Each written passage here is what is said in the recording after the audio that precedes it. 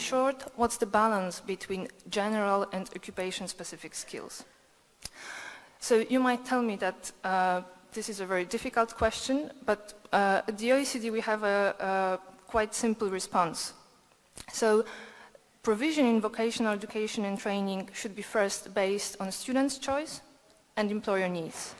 And it shouldn't depend on the institution and school capacity to provide vocational education. So, why there should be students' choice?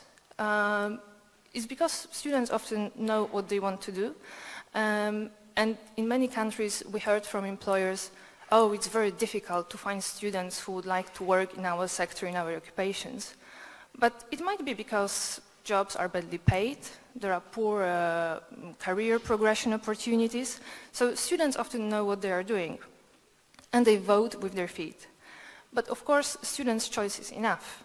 So also what we saw, media programs were very popular, but after a media program in high school, these students had rather poor labor market opportunities. So a student's choice should be balanced with employer needs. And this is very important. You will not have good vocational education without employers and trade unions in some cases. So you need to involve social partners.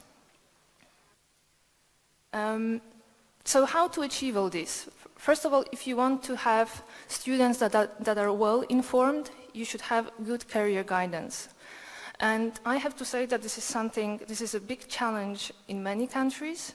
What we've seen is often in a school or an institution, you will have a psychologist or a pedagogue who will be dealing with problems, family problems of students or learning disabilities. But typically there will be nothing who will advise students on labor market, on what job to choose and how to navigate through the system.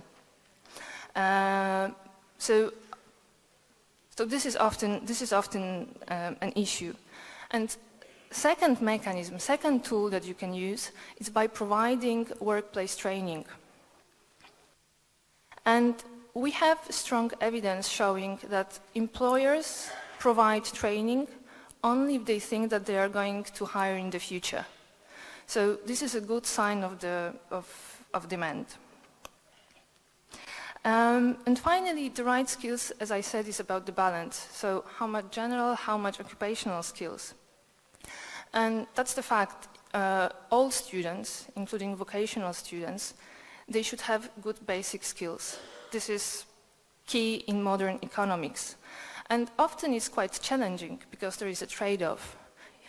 If you provide more practical courses in construction or in electronics, there will be less time for mathematics or for Italian. And also, students in VET pathways, they like practical things, and sometimes they are less academically oriented, if I can say so. So we've seen that in many countries, policymakers thought, what we can do, we can provide both at the same time. So, for example, someone who is in a construction class might learn about geometry or mathematics. And the idea sounds great.